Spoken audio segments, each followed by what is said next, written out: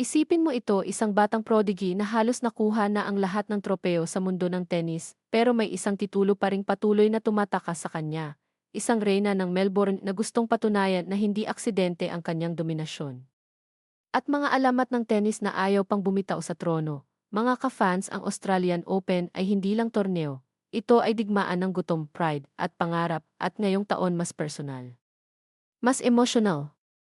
Mas delikado ang lahat, mga kachika, ka-fans ng tennis, at mga mahilig sa sports drama. Opisyal nang nagsisimula ang unang Grand Slam ng taon, ang Australian Open. Pero huwag kayong magkakamali, hindi lang ito laban ng raketa at bola.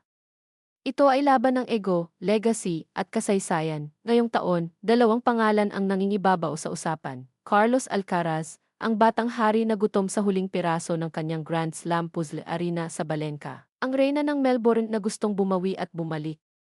Sa tuktok at sa likod nila naghihintay ang mga halimaw ng tennis world. Unahin natin ang pangalan na patuloy na pinapaniwala ang mundo na ang hinaharap ay dumating na, Carlos Alcaraz, 22 taong gulang, maraming tropeo. Maraming fans, maraming expectations, dalawang French Open, dalawang AT Open, dalawang Wimbledon, pero may isang bagay na wala pa siya: Australian Open title.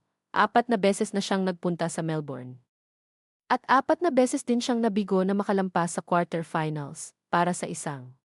Tulad niya, masakit yon, kaya ngayong taon, diretsahan ang kanyang sinabi, ito ang main goal ko ngayong taon. Gutom na gutom ako sa titulong ito.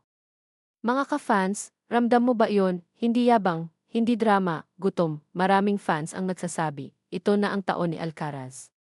Wala nang makakapigil sa kanya. Pero may iba ring nagbubulong, bakit parang hindi siya nag-click sa Australia? Baka hindi talaga para sa kanya ang Melbourne. At dito pumapasok ang pressure, isang maling hakbang, isang mahabang rally, isang bad day, at pwedeng gumuho ang pangarap ng career Grand Slam. Sa unang gabi sa Rod Laver Arena, haharap si Alcaraz sa home crowd favorite na si Adam Walton. 79th ranked, underdog, pero delikado. Isang beses pa lang silang nagkita, sa Queen's Club sa London, nanalo si Alcaraz, pero hindi naging madali, at alam nating lahat ang Australian Open ay kilala sa mga upset.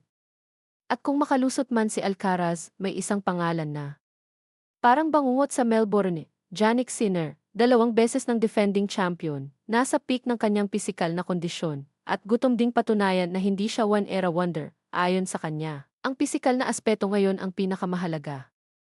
Ang mga laban ay humahaba at nagiging mas intense. Mga ka-fans, ito ang tipo ng kalaban na hindi natitinag, at kung umabot pa legacy alert, Djokovic, ang alamat na ayaw pang bumitaw sa posibleng semifinals. Novak Djokovic. Kung manalo siya ng isa pang Grand Slam, lalampasan niya si Margaret Court bilang all-time slam leader na may 25 titles. Isipin mo iyon. Habang ang mga bata ay gutom sa kinabukasan, ang alamat ay lumalaban para sa walang kamatayang pangalan.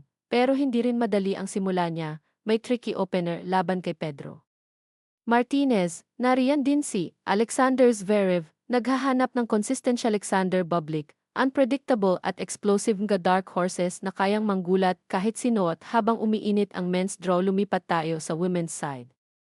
Isang pangalan ang bumabalot sa Melbourne ng lakas at takot. Arena sa Balenca, top-ranked, powerful, dominant. Noong nakaraang taon, pumasok siya sa final na may isang layunin. Maging unang babae mula kay Martina Hingis na manalo ng 3 sunod na Australian Open, pero natalo siya, at inamin niya, matagal bago ako nakarecover doon. Masakit, tahimik, pero hindi siya nagpakain sa lungkot. Nanalo siya sa Brisbane, at ngayon, laser-focused, gusto ko lang gumawa ng mas mabuti kaysa last year. Si Madison Keys, ang nakatalo kay sa Balenca, ay balik bilang ninth seed, pero struggling sa form, halos 50 on forced errors sa Adelaide. Si Iga Swiatek, 6 na beses Grand Slam winner, ay may sariling pangarap. Career Grand Slam sa Melbourne, pero hanggang semifinals pa lang ang narating niya rito. Sabi niya, obviously, dream come true yon.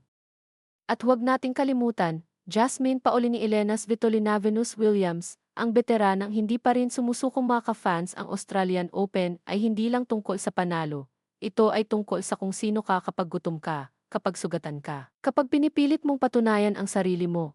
Para kay Alcaraz, ito ang huling piraso ng kasaysayan. Para kay Sabalenka, ito ang pagbawi ng trono. Para sa mga alamat, ito ang laban kontra oras. At sa bawat palo ng bola may pangarap na nabubuhay o namamatay. Ngayon, tanong ng fans, ito na ba ang taon ni Carlos Alcaraz? Mababawi ba ni Arina Sabalenka ang corona? O may bagong pangalan na gugulat sa mundo? Habang umiinit ang Melbourne, habang humahaba ang mga laban, habang tumitindi ang emosyon, isang bagay ang sigurado. Hindi tayo manonood lang ng tennis. Manonood tayo ng kasaysayan na isinusulat sa harap natin, mga kachika. Ka-fans, manatili kayo hanggang dulo. Dahil sa Australian Open, isang punto lang ang pagitan ng pangarap at pagkawasa.